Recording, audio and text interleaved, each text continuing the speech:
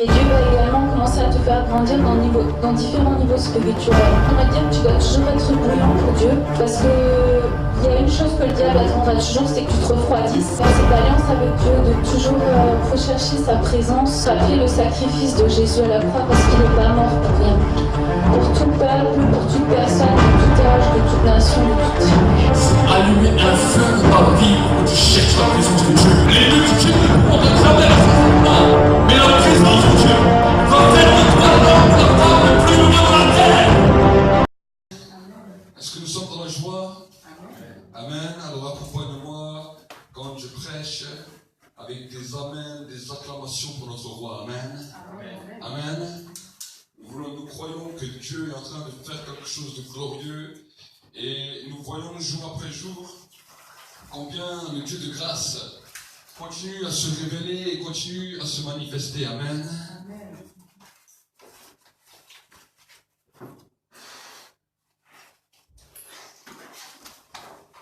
Nous voulons nous saluer tous dans le beau nom de Jésus-Christ et nous voulons saluer aussi tous ceux qui nous suivent par le biais d'Internet. Et nous voulons encore ce matin, avant de pouvoir aller dans le temps de la parole, passer un temps pour partager ensemble la Sainte Seine. Amen. Amen. Amen. Alors, je vais vous encourager à ouvrir votre Bible, le livre de Corinthiens. Et nous allons voir ensemble ce que la Bible nous dit. Dans le livre de Corinthiens, 1 Corinthiens au chapitre 11 et au verset 23. Et nous allons voir ensemble ce que la parole de Dieu nous déclare. 1 Corinthiens au chapitre 11 au verset 23. La Bible nous dit la chose suivante. Car moi j'ai reçu du Seigneur ce que je vous ai transmis. Le Seigneur Jésus dans la nuit fut livré prit du pain. Et après avoir rendu grâce, le rompit et dit, ceci est mon corps qui est pour vous, faites ceci en mémoire de moi. De même après avoir soupé, il prit la coupe et dit, cette coupe est la nouvelle alliance en mon sang. Faites ceci en mémoire de moi toutes les fois que vous en boirez. Car toutes les fois que vous mangez ce pain et que vous buvez cette coupe, vous annoncez la mort du Seigneur jusqu'à ce qu'il vienne. C'est pourquoi celui qui mangera le pain et boira la coupe du Seigneur indignement sera coupable envers le corps et envers le sang du Seigneur. Amen. La Bible nous dit que chaque fois que nous prenons part à ce repas, nous annonçons la mort du Seigneur jusqu'à ce qu'il vienne. Amen. Et quand nous annonçons la mort, alors j'aimerais te dire aussi quelque chose. Si nous annonçons la mort, nous annonçons aussi sa résurrection. Amen. Amen. Quand nous annonçons la mort du Seigneur, nous annonçons aussi sa résurrection. Alors pourquoi c'est important de faire cela? Et pourquoi c'est important que nous puissions prendre part à ce repas? Parce que dans ta situation, des fois, tu vis des situations, tu passes par des temps d'épreuve, tu peux passer par des temps de difficulté dans lesquels tu as l'impression que la situation que tu rencontres est morte devant toi, n'a plus d'espoir devant toi, n'a plus de vie devant toi. Et des fois, on peut se poser la question, mais comment en tant que chrétien, nous pouvons amener la vie dans une situation qui était morte? Comment en tant que croyants, nous pouvons ramener la vie là où il n'y avait plus de vie? L'espérance là où il n'y avait plus d'espérance? Un changement, une transformation là où tout était mort. La Bible nous dit que quand nous prenons ce repas, nous annonçons la mort du Seigneur jusqu'à ce qu'il vienne. Ça veut dire quoi? Ça veut dire que si tu annonces la mort de Jésus, Jésus ne peut pas rester dans le tombeau. Jésus ne peut pas rester dans la mort. Jésus ne peut pas rester sans que la situation change. Parce que la Bible nous dit qu'on l'avait mis dans le tombeau. On avait déjà roulé la pierre, mais même la pierre a été roulée par les anges. Et Jésus est sorti du tombeau et il a été glorifié. Amen.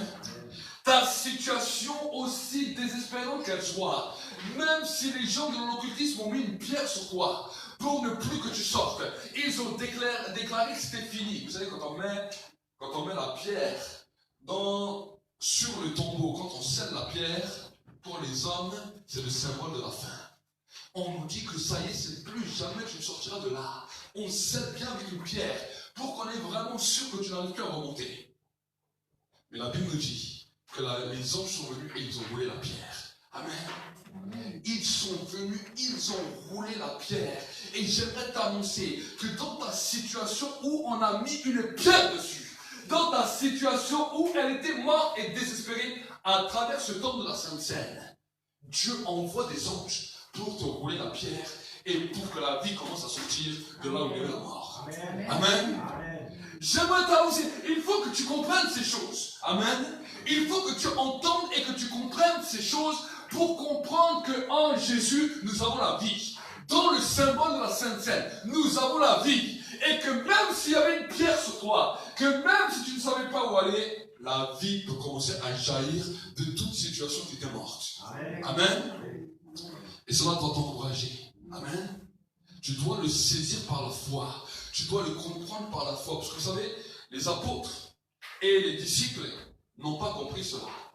Et la Bible nous dit que même quand ils ont vu la pierre, ils croyaient que c'était fini, ils croyaient que c'était terminé. On a posé la pierre sur le tombeau de Jésus, ils ont dit maintenant c'est fini. Maintenant il n'y a plus rien. Et maintenant comment nous allons faire? Nous sommes là dans cette situation. Et la Bible nous dit que quand même ils ont vu que la pierre était roulée. Ils ont vu que la situation de la mort avait disparu parce qu'ils n'ont plus retrouvé le corps. Là encore, ils doutaient. Et des fois, nous sommes des fois comme ces disciples. Nous voyons que la pierre a été enlevée. Nous sentons que notre situation est en train de changer. Mais nous sommes toujours dans ce temps de tristesse parce que nous n'avons pas encore vu la situation totalement transformée. La Bible nous dit que la mort n'était plus dans le tombeau, mais que eux se posaient la question, qui a volé le maître? Qui a volé le corps? Qu'est-ce qui s'est passé? Est-ce que vous savez? Si ta situation, tu ne la vois plus, c'est que la mort a disparu et qu'elle est en chemin de la victoire. Amen. Ta situation arrive sur le point de la victoire. Mais quand Dieu l'a pris, quand la mort est partie, et quand la vie a repris vie, tu ne trouves plus ta situation, parce que ta situation est en chemin. Amen. Amen. Ils n'ont plus trouvé Jésus. Pourquoi? Parce que Jésus était en chemin à leur rencontre. Et quand il est venu les rencontrer, la Bible ne nous dit pas que Jésus est venu les rencontrer alors que la porte était grande ouverte, qu'il a sonné à la porte et qu'il a dit coucou c'est moi. La Bible nous dit qu'ils étaient enfermés dans une pièce. La porte était fermée à double tour. Ils étaient là dans la peur, ils étaient là dans la crainte. Et là, Jésus est passé à travers les murs et il leur a montré sa gloire. Amen. Amen. Pourquoi je vous dis cela?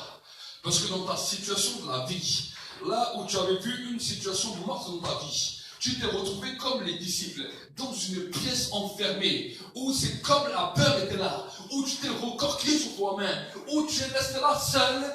Mais j'aimerais te dire que quand ta situation a repris vie, ce n'est pas les portes qui l'arrêteront, ce n'est pas les murs qui l'arrêteront, parce que la vie de Christ va à travers les murs de ton cœur, va à travers les résistances de ton âme, et va t'amener la vie là où tu ne croyais plus à la vie. Amen. Amen. La Bible nous dit que les disciples étaient choqués. Mais comment a-t-il pu entrer? Comment a-t-il pu passer? Et là, ils ont même demandé de pouvoir le toucher.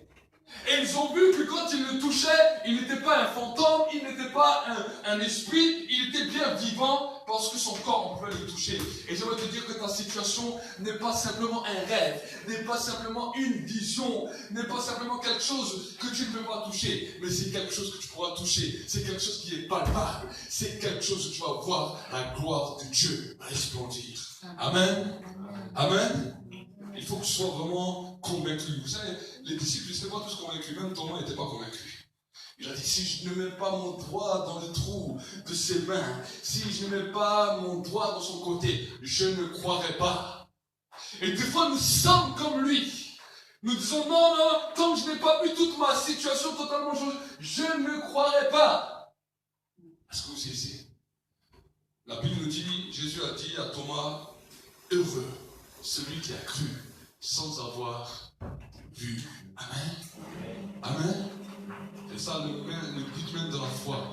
Et j'aimerais t'annoncer quelque chose ce matin, alors que nous allons prendre part à ce temps de Sainte Seine. Non seulement si tu avais des péchés, que tu demandes pardon à tes péchés te seront pardonnés, mais j'aimerais te donner un espoir pour tes situations qui étaient fermées, pour tes situations où on avait mis une pierre, pour tes situations qui étaient terminées.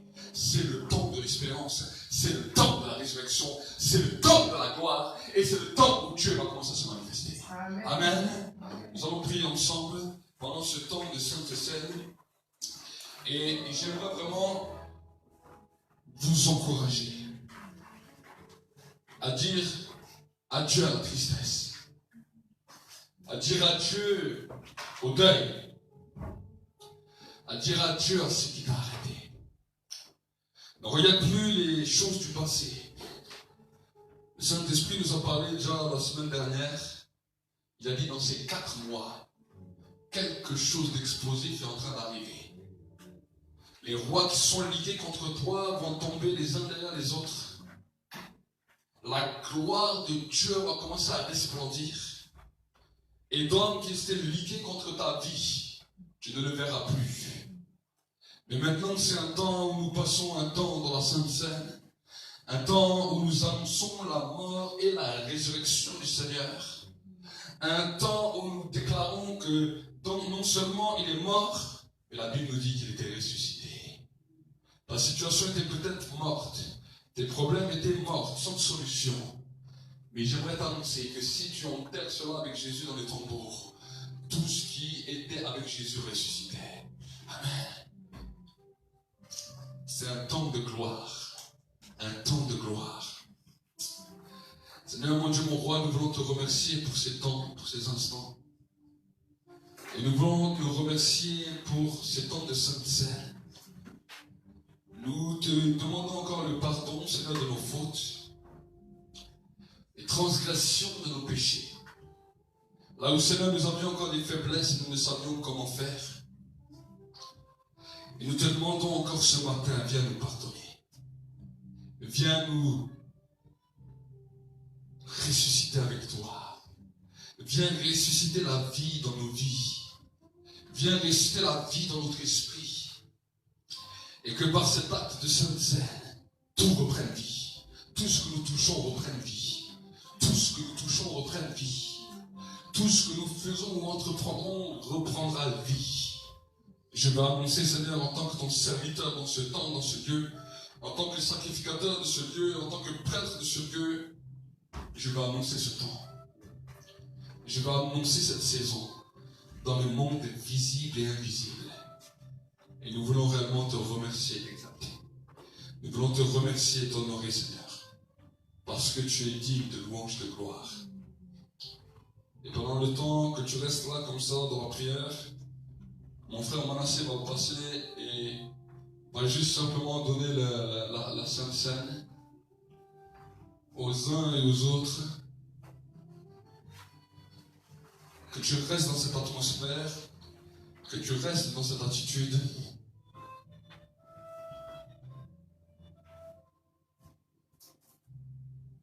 Et que pendant ce temps, la vie commence à couler. Jésus a dit la chose suivante à ses disciples.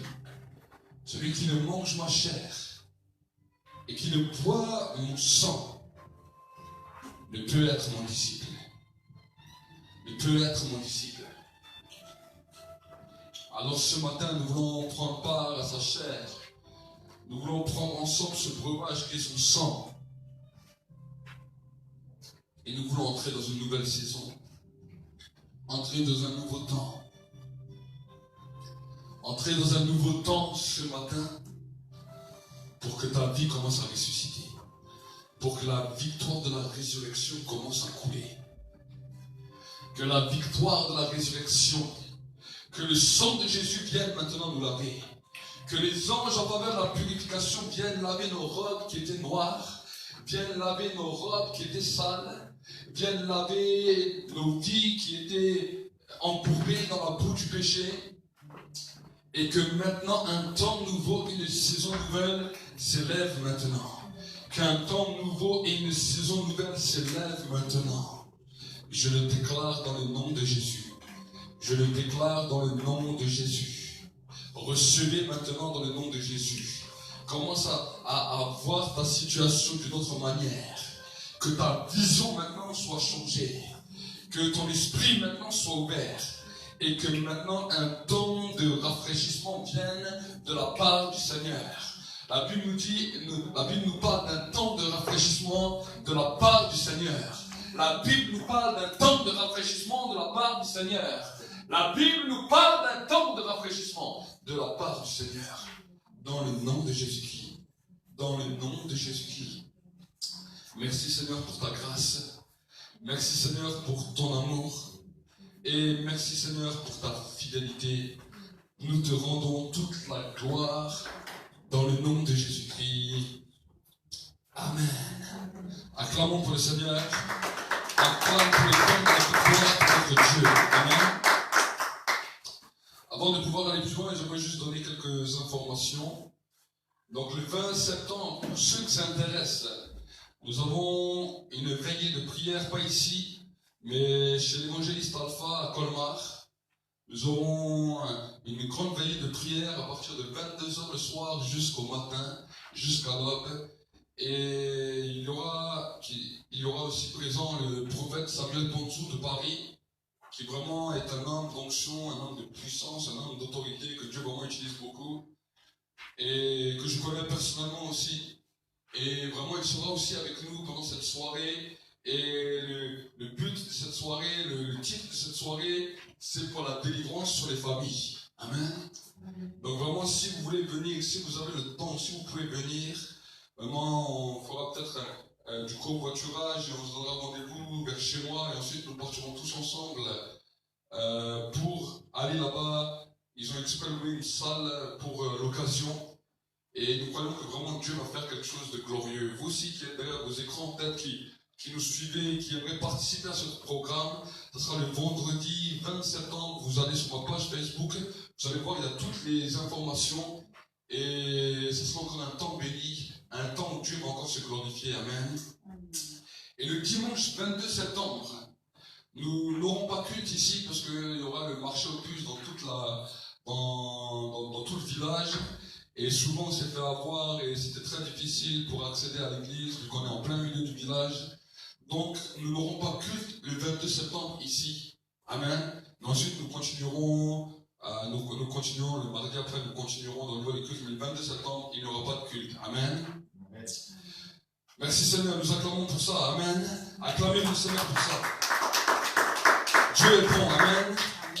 Et nous allons continuer encore avant d'aller plus loin. Je vais vous encourager à ouvrir votre Bible dans le livre de Malachie, au chapitre 3 et au verset 7. Et nous allons voir ensemble ce que la Bible nous dit. Avant de pouvoir prier pour l'offrande, pour les dîmes, nous allons voir ensemble ce que la Bible nous dit. La Bible nous dira la chose suivante, dans le livre de Malachie, chapitre 3, au verset 7. Depuis le temps de vos pères, vous vous êtes écartés de mes prescriptions et vous ne les avez pas gardées. Revenez à moi et je reviendrai à vous, dit l'Éternel des armées. Et vous dites, en quoi devons-nous revenir ? Un être humain peut-il frustrer Dieu? Dans d'autres traductions, il nous dit, peut-il voler Dieu? La Bible nous dit, car vous me frustrez. Et vous dites, en quoi avons-nous frustré? C'est sur la dîme et sur le prélèvement. Vous êtes frappés par la malédiction et vous me frustrez la nation tout entière. Apportez à la maison du trésor toute la dîme, afin qu'il y ait des provisions dans toute ma maison. Et mettez-vous en moi de la sorte à l'épreuve de l'Éternel des armées, et vous verrez si je n'ouvre pas pour vous les écluses du ciel, et si je ne déverse pas sur vous ma bénédiction au-delà de toute mesure. Pour vous, je menacerai celui qui dévore, et il ne vous détruira pas les fruits du sol, et la vigne ne sera pas stérile dans vos campagnes, dit l'Éternel des armées. Toutes les nations vous diront bienheureux, car vous serez dans un pays de délices, dit l'Éternel des armées. Amen. Il y a beaucoup de lois spirituelles dans le monde spirituel, mais une des lois dans lesquelles nous pouvons mettre Dieu au défi. Écoute-moi bien. Mettre Dieu au défi, c'est quand tu donnes ta dîme à Dieu. Amen. Quand tu donnes ta dîme, la Bible nous dit, c'est le seul endroit où Dieu nous dit, tu peux nous mettre au défi. Mettez-moi à l'épreuve et tu verras si je n'ouvre pas pour vous les écluses du ciel. Bien souvent, vous savez, dans nos vies, nous pouvons vivre des temps où des fois nous voyons des manquements. nous voyons des fois des temps où nous sommes des fois même dans la pauvreté. Ça ne veut pas dire qu'on n'a pas d'argent, ça ne veut pas dire qu'on n'a pas de quelque chose dans nos poches, mais c'est comme si tout ce que nous faisons se détruit après. C'est ça la pauvreté. Ça veut dire que tu achètes quelque chose, tout d'un coup ça devient cassé.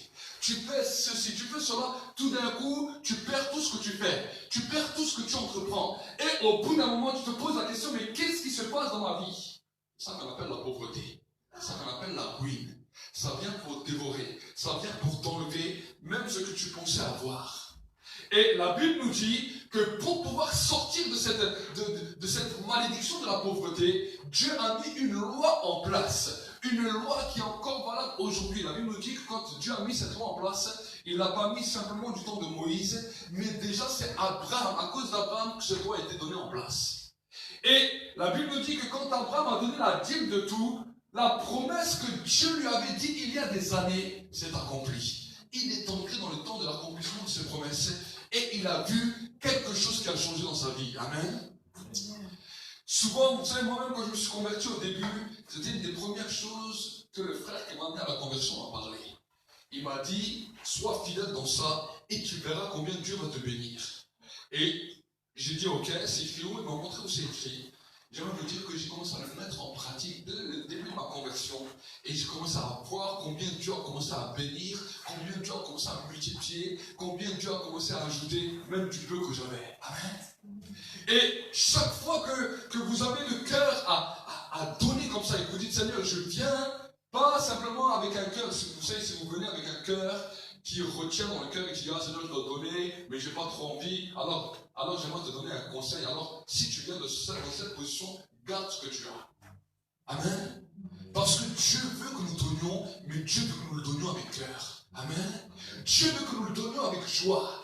Même si c'est la dîme. La dîme, c'est quoi? C'est 10% de tout ce que nous avons. Pourquoi? Parce que dans le chiffre 10, il y a comme la globalité de tout ce qu'on a. Amen.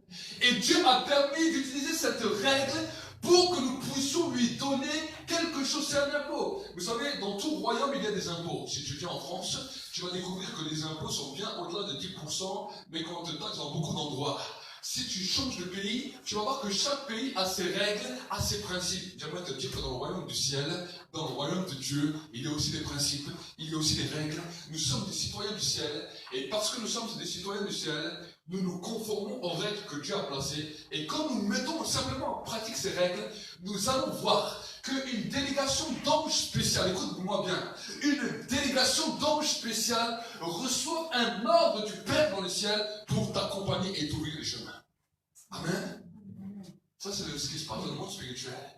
Mais de la même manière, si nous ne sommes pas fidèles dans ce que Dieu nous demande, il y a aussi ceux qui perçoivent les impôts, les services du Fils du ciel, qui ont une autorisation, une délégation de venir pour réclamer ce qui est à Dieu. Jésus a dit, rendez à César ce qui est à César, et rendez à Dieu ce qui est à Dieu. Amen. Donc vraiment, j'aimerais vraiment vous exhorter, vous encourager par ce petit message, pour que vous puissiez connaître les lois spirituelles. Il y a des lois spirituelles qu'il faut qu'on connaisse. Et quand on connaît ces lois spirituelles, vous allez voir que Dieu va vous bénir, la Bible nous dit, au-delà de toute mesure. Amen. Des fois, on se pose la question, mais comment ça se fait qu'on est enfant de Dieu et qu'on est toujours au bas de l'échelle? Alors que la Bible nous dit que Dieu a dit, vous serez la tête et vous ne serez pas la queue. Amen. Vous serez toujours en haut et vous ne serez pas en bas. Les seules choses pour lesquelles nous, des fois, nous n'arrivons pas à évoluer, parce que nous ne connaissons pas les lois que Dieu a établies. La Bible nous dit, mon peuple périt parce qu'il lui manque la connaissance. Et quand nous venons dans la maison de Dieu, nous connaissons les choses, nous apprenons les choses et nous grandissons. Amen. Donc nous allons prier pour les dîmes, pour les offrandes qui sont apportées dans la maison de Dieu, et que Dieu puisse vous multiplier, que Dieu puisse multiplier tout ce que vous avez donné, que Dieu puisse vous faire rendre prospère dans tout ce que vous allez entreprendre, que Dieu puisse faire luire sa grâce et sa faveur sur votre vie. Seigneur, mon Dieu, mon roi, je prie maintenant que ces paroles aient un impact dans leur vie, que ces paroles soient libérées puissamment sur leur vie, et que que Seigneur, les écluses du ciel soient ouvertes largement. Que les anges qui étaient en faveur de la bénédiction, qui sont censés ouvrir les portes, soient libérés du ciel et commencent à les accompagner à droite, à gauche, à travers leurs mains, dans tout ce qu'ils vont entreprendre et qu'ils vont commencer à avoir ta gloire sur leur vie. Je les bénis maintenant dans le nom de Jésus-Christ. Amen. Acclamons pour le Seigneur.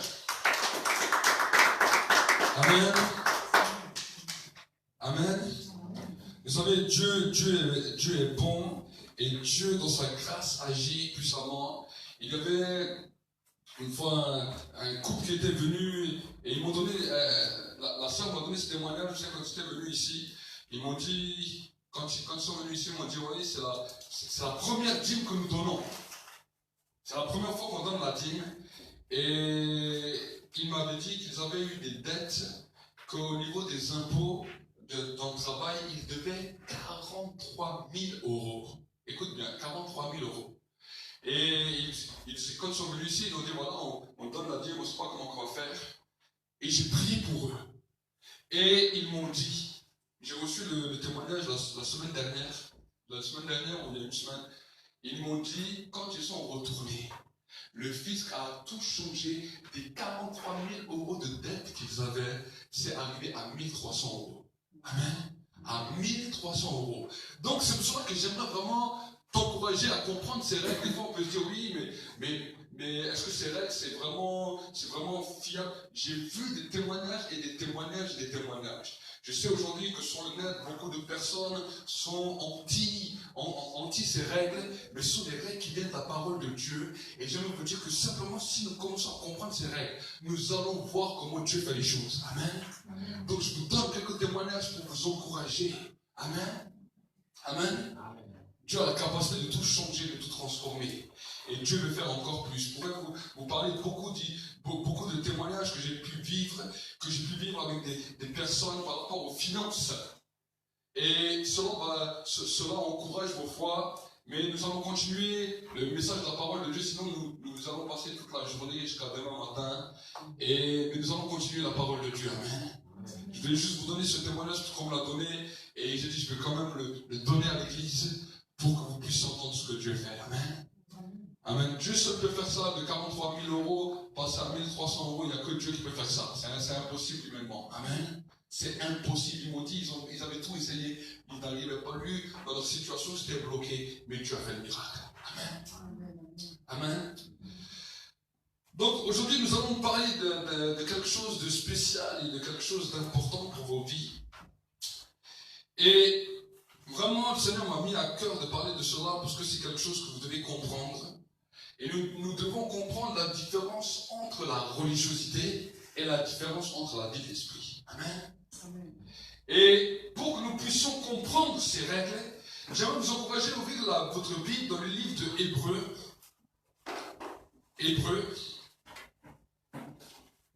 Hébreux au chapitre 11, et nous allons voir ensemble ce que la parole de Dieu nous dit. Nous allons voir comment nous approcher de Dieu. Et nous allons voir quelles sont les différentes choses que Dieu a pour nous. Hébreux au chapitre 11, verset 1er. La Bible nous dit la chose suivante. Or la foi, c'est l'assurance des choses qu'on espère, la démonstration de celles qu'on ne voit pas. C'est à cause d'elle que les anciens ont reçu un bon témoignage. C'est par la foi que nous comprenons que le monde a été formé par la parole de Dieu, de sorte que ce qu'on voit ne provient pas de ce qui est visible. On va continuer au verset 6. Or, sans la foi, il est impossible de lui plaire. Celui qui s'approche de Dieu doit croire qu'il existe et qu'il récompense ceux qui le cherchent. Merci, cher Saint-Esprit, pour ta présence. Seigneur, mon Dieu, mon roi, je me tiens là à la chair. Par moi-même, je ne suis pas digne de me tenir ici. Mais Seigneur, si je me tiens ici, devant ce peuple, c'est uniquement par grâce.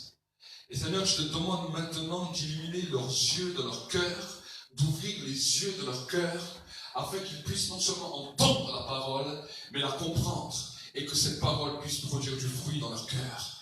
Seigneur, je prie maintenant, je prie que cette parole va leur donner une bonne récolte dans le monde visible et dans le monde invisible.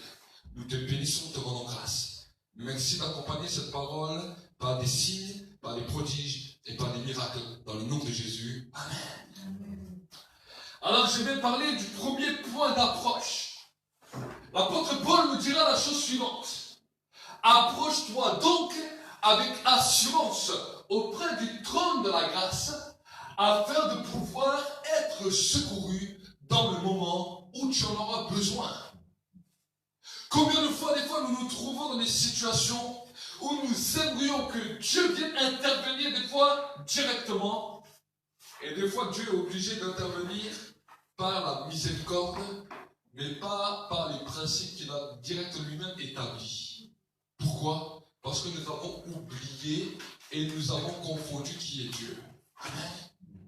La Bible nous dit que Dieu n'est pas un homme et que pour s'approcher de Dieu, nous avons simplement besoin de comprendre le mystère de la foi et de la grâce. Amen. Pour pouvoir s'approcher de Dieu, chaque être humain, j'aimerais te dire que quand nous nous approchons de Dieu, Dieu ne te voit pas toi. Est-ce que tu comprends? Dieu ne te voit pas toi quand tu t'approches de lui. Mais la Bible nous dit que quand tu t'approches de Dieu, Dieu voit Jésus à travers toi. Amen. Amen. Ce n'est pas en ton propre nom que tu t'approches de Dieu. Ce n'est pas en ta propre personne que tu t'approches de Dieu. Mais la Bible nous dit, quand on s'approche du trône de la grâce, quand on s'approche de Dieu, on s'approche au nom de Jésus. Pourquoi je te dis ça? Parce que le diable est venu dans vos pensées à travers la religiosité en vous faisant croire que tu ne peux pas t'approcher de Dieu. Écoute bien. Toutes les religions du monde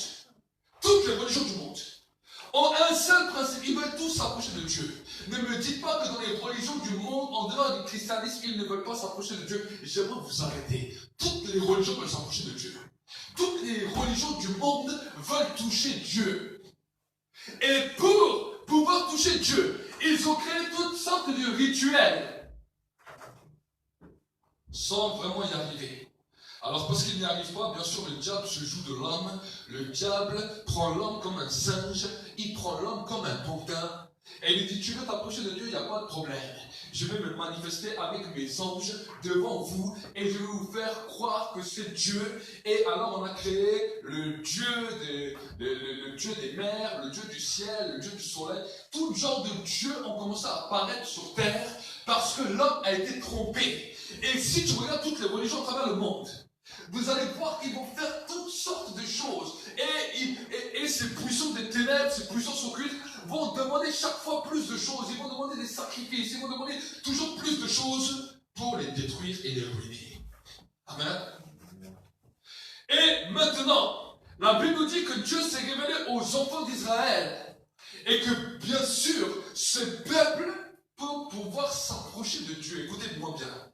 La Bible nous dit que quand les enfants d'Israël criaient à Dieu, Dieu les exauçait. Est-ce que vous comprenez? Dieu les exauçait. La Bible ne nous dit pas que le peuple d'Israël, il devait attendre d'avoir fait toutes sortes de sacrifices pour pouvoir crier à Dieu. Non.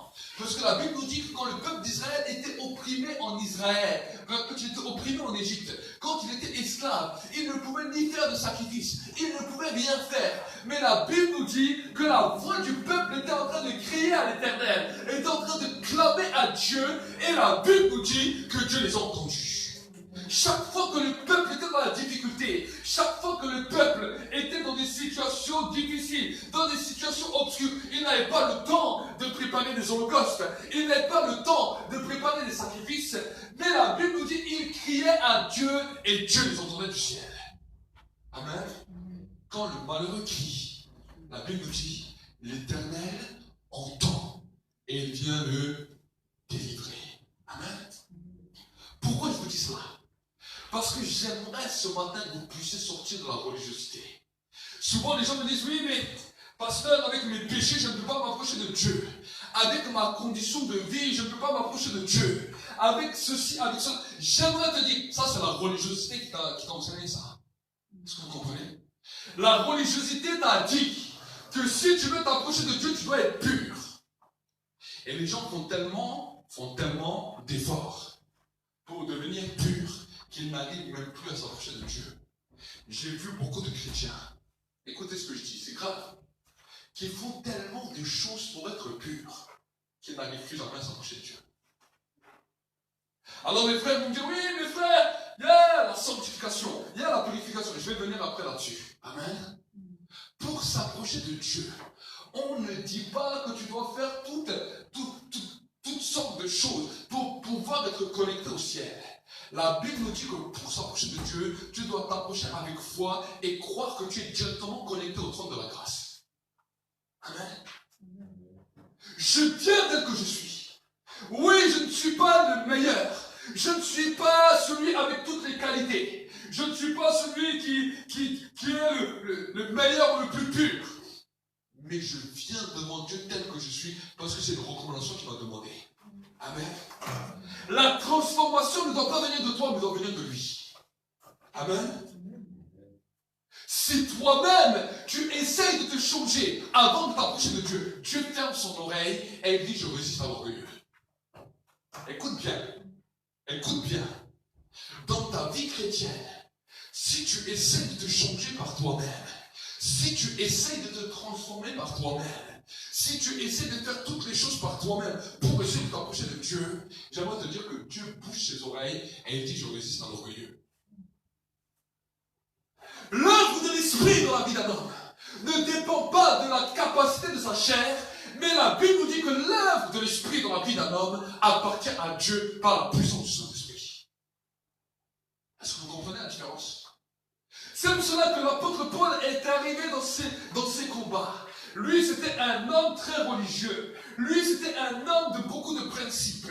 Lui, c'était un homme qui connaissait beaucoup de choses dans la loi. Mais à un moment donné, il est confronté à une loi terrible dans les livres de Romains. Il dit, voici, le bien que je veux faire, je ne le fais pas. Le mal que je ne veux pas faire, voici ce que je pratique. Qui me séparera de ce corps de mort? Amen. Combien de fois il est arrivé de vouloir faire des choses pour Dieu? De dire, je vais prier, je vais être saint, je vais avoir des bonnes pensées, je vais avoir des bons raisonnements, je vais être dans la paix, dans la joie. Tu essaies de te motiver pour essayer de t'approcher de Dieu, et quand tu essaies de faire toutes ces choses, tu vois que c'est 3 fois pire que tu croyais. Est-ce que vous comprenez? Pourquoi? Parce que la vie de l'esprit dans la vie d'un homme ne dépend pas de la force de la chair, mais dépend de la capacité de l'esprit, si nous comprenons ces choses par la foi. Amen. En fonction de notre arrière-plan, avant d'être croyants, en fonction de comment nous pensions, nous avons été influencés. Et malheureusement, quand nous avons été influencés par des religions qui étaient très strictes, qui étaient très élaborées, voici que quand nous venons quand nous connaissons la nouvelle naissance, voici que cela crée un dérèglement terrible dans nos vies, parce qu'on essaie de marcher dans la nouvelle naissance, dans les principes, dans les raisonnements que nous avions avant que nous nous convertissions. Amen. Et c'est pour cela que Jésus a dit quelque chose de glorieux. Il a dit, les prostituées et ceux qui ont des vies de débauche, vous devanceront dans le royaume de Dieu. Parce que eux, ils ne connaissaient rien à toutes ces règles. Eux, ils viennent tels qu'ils sont. Ils savent qu'ils sont pécheurs. Ils ne peuvent rien faire pour se racheter. Ils ne peuvent rien faire d'extraordinaire. Mais ils s'approchent de Dieu tel qu'ils sont. Et Dieu a la capacité de les changer et de transformer tout ce qu'ils n'avaient pas en eux. Amen. Est-ce que vous comprenez? Ne t'approche pas de Dieu en disant dans ta tête, j'ai bien fait les choses, maintenant Dieu va être content de moi. Non. Je t'approche de Dieu comme tu es. Je dis, Seigneur, ce n'est pas en mon nom que je m'approche de toi. C'est dans le nom de Jésus. Ce n'est pas moi que tu vois, mais c'est Jésus en moi que tu vois. Donc le matin, ne cherche pas à d'abord avoir fait tout un parcours du combattant pour avant de t'approcher de Dieu. Dis, Seigneur, je m'approche de toi tel que je suis. Et ça va te motiver dans la prière. Amen. Des fois, les gens sont démotivés dans la prière, sont désespérés, parce qu'ils croient qu'il faut tellement être parfait pour pouvoir s'approcher de Dieu, qu'ils n'y s'approchent jamais, et qu'ils n'y arrivent plus, et qu'au bout d'un moment, ils lâchent tout. J'ai vu combien de personnes, combien de frères, combien de sœurs, qui ont tout lâché, parce qu'ils ont dit, pour moi, la vie chrétienne est trop dure, je dois faire trop d'efforts pour m'approcher de Dieu. Amen. Ce matin, j'aimerais t'encourager, peu importe les situations de ta vie, peu importe comment ta vie est, approche-toi de Dieu et approche-toi simplement de lui et lui te transformera. Amen. Approche-toi de Dieu tel que tu es. Et lui te transformera. Amen. Maintenant, nous allons passer dans une autre étape pour que nous puissions comprendre le monde spirituel qui nous entoure. Alors peut-être vas-tu te dire, mais à quoi alors sert le sang de Jésus si simplement avec son nom, nous avons la capacité de nous approcher auprès de Dieu et de pouvoir toucher Dieu. J'aimerais te dire que la prière, que l'intimité avec Dieu est en dehors de tout ce qui peut se passer dans le monde spirituel. Est-ce que vous comprenez?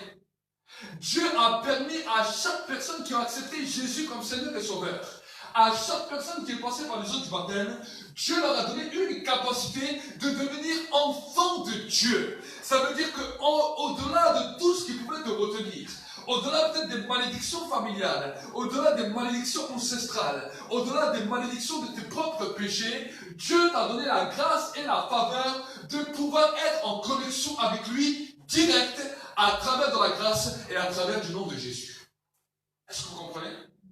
Peu importe qui tu es, si tu as accepté Jésus, tu as ce droit de pouvoir t'approcher avec assurance tous les jours auprès du trône de la grâce sans pouvoir être accusé par qui que ce soit parce que tu ne t'approches pas de Dieu en ton nom, tu t'approches de Dieu au nom de Jésus. Amen. Ça c'est pour l'approche de Dieu. Et si tu comprends ça, la vie de prière ne sera plus difficile. Amen. Maintenant, quand tu as fini ce temps d'approche avec Dieu, quand tu as fini ce temps de cœur à cœur avec Dieu, et que Dieu a commencé à changer des choses en toi, que Dieu a commencé à amener des transformations en toi, quand tu reviens maintenant dans la capacité d'homme pour pouvoir vivre les choses dans ta vie, tu vas voir que non, maintenant, je réalise que bien que j'ai eu une bonne relation avec Dieu, bien que sa présence m'a touché puissamment, bien que j'ai senti sa présence qui a fait quelque chose de nouveau dans ma vie, je réalise que dans ma vie, je me retrouve avec des problèmes et avec des difficultés pour pouvoir avancer. Avant, nous avons vu à travers la dîme qu'il y a de la malédiction de la pauvreté. Mais la Bible nous parle que dans le monde visible et invisible, nous pouvons être soumis à tout genre de règles, on peut être soumis à des malédictions, et la Bible nous dit que ce qui suit le péché est une malédiction. Est-ce que vous savez? À cause de tout péché, cela a libéré des malédictions, cela a ouvert des portes au diable, des accès, dans lesquels le diable vient pour détruire, pour dérober, pour briser tout ce qu'il peut dans ta vie. Et là, la Bible nous dit que pour pouvoir réussi à vaincre le diable, nous avons une arme qu'on appelle le sang de Jésus. Est-ce que vous savez? Le châtiment qui nous était destiné, écoute bien, le châtiment qui nous était destiné, dira le prophète Ésaïe, est tombé sur lui. Et c'est par ses meurtrissures que nous sommes guéris. De quel châtiment parlons-nous? De la conséquence du péché. Que ce soit notre propre conséquence, ou que ce soit la conséquence de nos pères. La Bible nous dit qu'il y a un châtiment qui était là, un châtiment dans lequel nous devions avoir. Mais la Bible nous dit que ce que nous méritions n'est pas tombé sur nous, mais est tombé sur Jésus. Et c'est là où la puissance du pardon, écoute bien, c'est là où la puissance du pardon et le sang de Jésus va être là, pas pour s'approcher de Dieu, mais pour nous délivrer du joug des ténèbres qui est autour de nous. Est-ce que vous comprenez? C'est pour cela que ceux qui croient simplement que le pardon des péchés et le sang de Jésus est là uniquement pour s'approcher de Dieu. Et ils font toutes sortes d'efforts à dire, Seigneur, tu vois, j'ai fait cela, comme ça je m'approche plus de toi. Ils rentrent de nouveau dans un processus religieux. Parce qu'ils croient que c'est parce qu'ils ont fait cette prière qu'ils peuvent s'approcher de Dieu. Mais ce n'est pas à cause de cette prière qu'on peut s'approcher de Dieu, c'est par la foi et à cause de la grâce que Dieu nous a fait. Amen. Amen. À cause de la grâce que Dieu nous a fait. Alors, certains vont me dire, oui, mais alors pasteur, si nous comprenons que c'est simplement la grâce et que nous ne changeons pas dans nos vies, alors nous pouvons aller dans le ciel en tant que pécheurs. Ce n'est pas ce que j'ai dit. Ce n'est pas ce que j'ai dit. Est-ce que vous comprenez?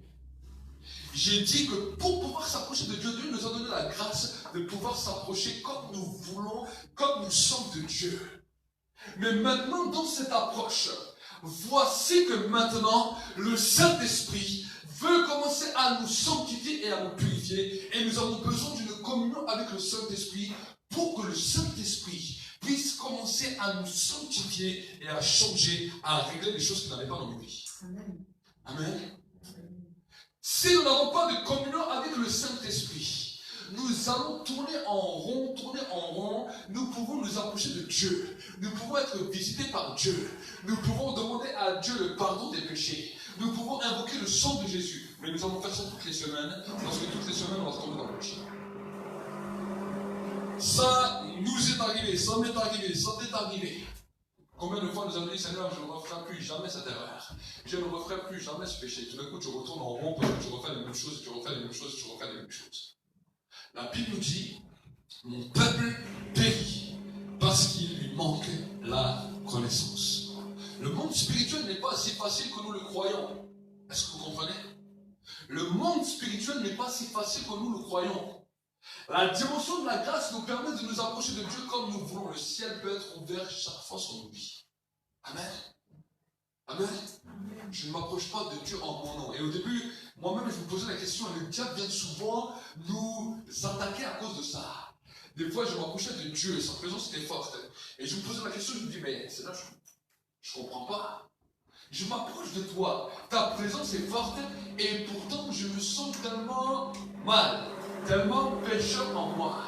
Comment ça se fait que tu peux venir comme ça toucher ma vie alors que je ne suis pas aussi pur que je crois? Et Dieu m'a dit, mais tu ne t'approches pas de moi en ton nom. Ce n'est pas toi que je vois, mais c'est Jésus que je vois à travers toi. Amen. Amen. C'est Jésus que je vois à travers toi. C'est comme si tu mettais un masque. Et tu dis, ce n'est pas moi, c'est une autre personne. Amen. C'est pour cela que l'apôtre Paul a dit, si je vis, ce n'est plus moi qui vis, mais c'est le Christ qui vit en moi. Regarde, nous avons tous été baptisés. Pourtant, quand on est sorti de l'eau, est-ce que ta tête a changé? Est-ce que tes yeux ont changé? Est-ce qu'on est tous arrivés avec des cheveux longs, une grande barbe, et on dit on a tous des têtes à Jésus? Personne. Je l'ai baptisé plusieurs.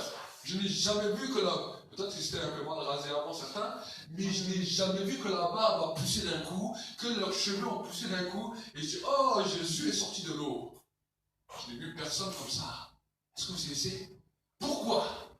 Parce que l'impact du baptême, c'est à ce moment-là que maintenant, quand tu t'approches de Dieu, Dieu ne te voit plus toi, mais il voit Jésus à travers toi. Amen. C'est pour ça que la Bible nous dit, à ceux qui l'ont reçu, dans le livre de Jean, elle a donné le pouvoir de devenir enfants de Dieu. Amen. Donc tous les chrétiens du monde, quand ils se présentent devant Dieu, Dieu ne voit pas tous les chrétiens du monde, mais il voit Jésus partout. C'est pour cela qu'on nous parle même que nous sommes le corps de Christ. Amen. Alors si tu comprends ça, ça va t'aider dans ta vie. Parce que ça, c'est la base. Ça doit être la base de ta prière. Ça doit être la base de ton approche de Dieu. Ne te laisse plus accuser par qui que ce soit, par aucune personne, en disant non, tu ne peux pas t'approcher de Dieu de cette manière. Non, tu ne peux pas faire ça. D'abord, tu dois faire ça. D'abord, tu dois faire ça. Approche-toi de Dieu comme tu es. Amen. Amen. Même tu es le plus grand des pécheurs. Même tu es le plus grand pécheur au monde. Approche-toi de Dieu tel que tu es. Amen. Et maintenant, parce que tu t'es approché de Dieu, la Bible nous dit un homme ne peut pas s'approcher de Dieu et retourner de la même manière qu'il s'est approché. Amen. Un changement va se produire. Un changement explosif va se produire. Je me souviens moi-même quand j'ai commencé ma foi, j'étais un jeune de la rue et j'ai commencé à m'approcher de Dieu et franchement, je n'étais pas la personne la plus pure ni la plus fréquentable qu'il soit dans ce monde.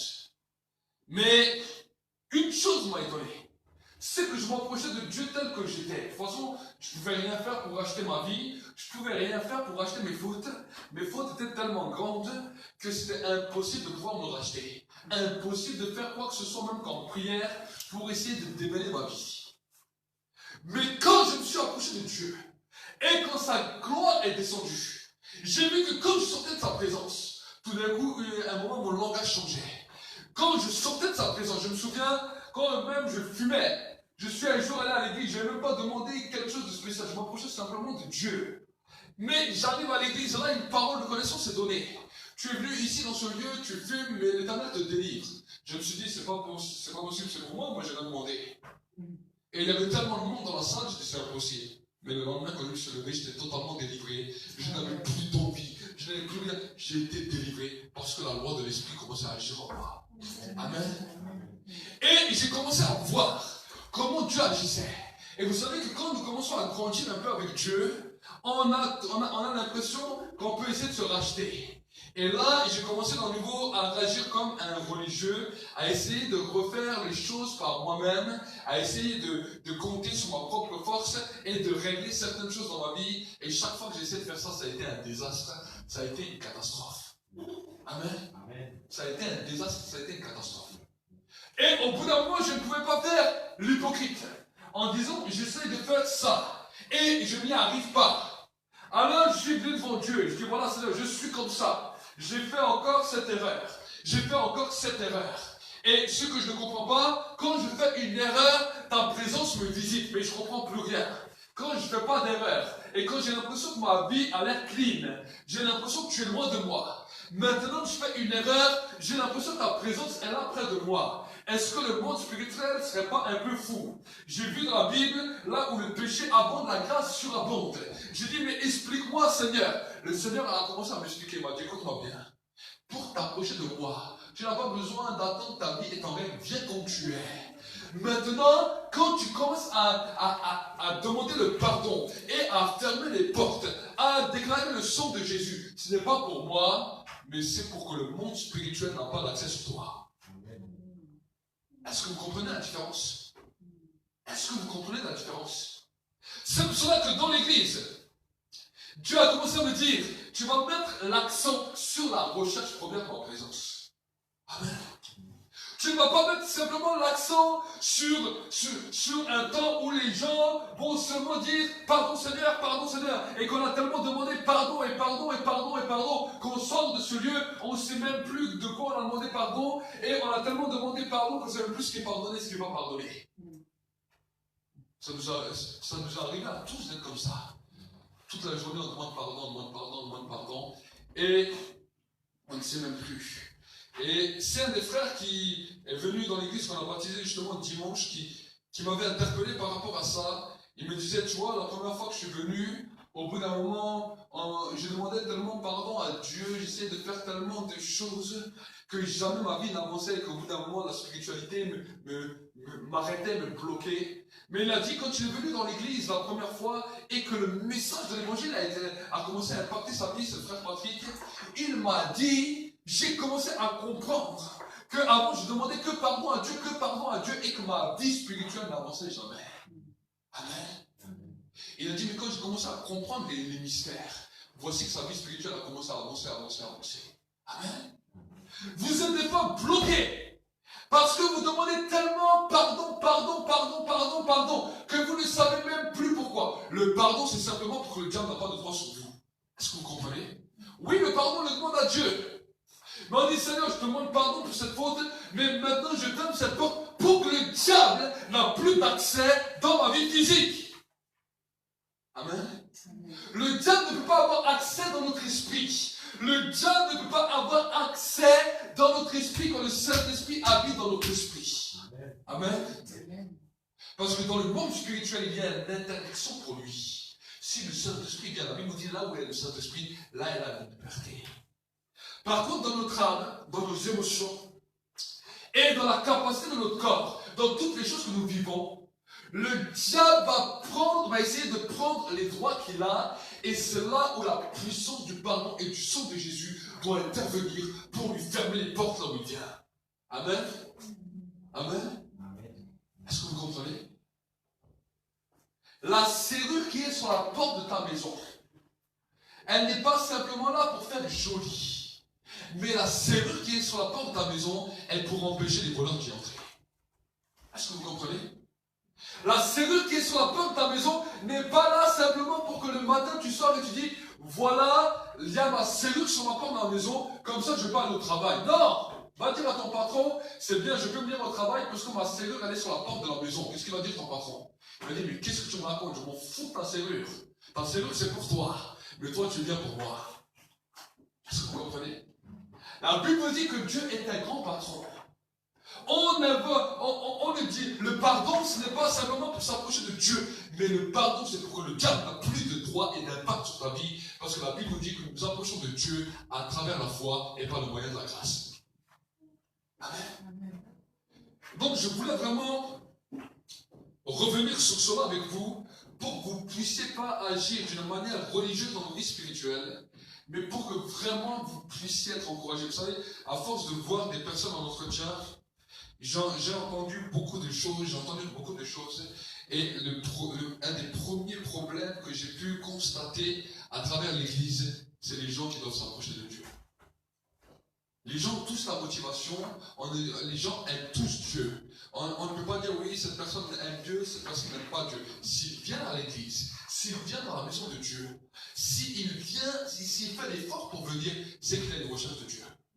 Il y a même des hommes et des femmes qui sont d'autres religions. On dit ouais, eux ils n'aiment pas Dieu, eux ils sont... Non. Ils font les sacrifices, ils font beaucoup de choses pour pouvoir venir dans un lieu pour essayer de rechercher Dieu. La Bible dit que le chemin de la recherche de Dieu, c'est Jésus qui en parlera, est un chemin difficile et étroit, et il ira même plus loin, il dira, peu le trouvent. Est-ce que vous savez? Peu le trouvent. Pourquoi? Parce que accepter de pouvoir venir tel que nous sommes pour nous approcher de Dieu, quand nous sommes un jeune converti, c'est facile. Mais quand tu as déjà quelques années de marche avec Dieu, et que tu t'infliges toutes sortes de choses à l'intérieur de toi. Et pour te dire, non, voilà, pour m'approcher de Dieu, il faut que je sois comme ça, il faut que je sois comme ça, il faut que je sois comme ça. C'est là où on commence à se tromper. Et c'est là où la religiosité commence à entrer. Amen. C'est là où malheureusement le ciel se ferme. Et certains vont dire, ah, je passe par un désert, je passe par un désert, je passe par un désert. Mais j'aimerais te dire, il y a des personnes qui sont entrées dans le désert et qui ne sont jamais sorties de ce désert. Parce qu'ils n'ont pas compris comment s'approcher de Dieu. Amen. Amen. La Bible nous dit que quand nous rentrons dans le désert, nous ne devons pas mourir dans le désert. Mais la Bible nous dit que quand nous rentrons dans le désert, c'est encore pour s'approcher de Dieu. Amen. C'est encore pour s'approcher de Dieu. Dieu attend seulement ça. Dieu attend simplement qu'un peuple puisse s'approcher de lui. Et lui va le changer. Amen. L'Église ne nous appartient pas, l'Église ne m'appartient pas. Les âmes ne m'appartiennent pas, ils appartiennent à Dieu. Amen. Mais maintenant, en tant que sacrificateur, en tant que prêtre, nous avons une mission. Dieu m'a établi prêtre dans ce lieu. Dieu m'a établi sacrificateur dans ce lieu. Pourquoi? Pour vous faire comprendre et vous faire saisir que quand vous approchez de Dieu, Dieu vous prend tel que vous êtes. Amen. Ne commence pas à dire oui, Dieu est plus l'un que l'autre, parce que Dieu voit que des Jésus devant lui. Amen. Amen. Si l'un a plus de faveur et de grâce que l'autre, c'est que un vient simplement avec un cœur, sans essayer de préparer quoi que ce soit, il vient tel qu'il est, il est reçu, il est exaucé. Celui qui essaie de faire toutes sortes de choses pour essayer de plaire à Dieu, déjà le ciel est fermé. Est-ce que vous comprenez?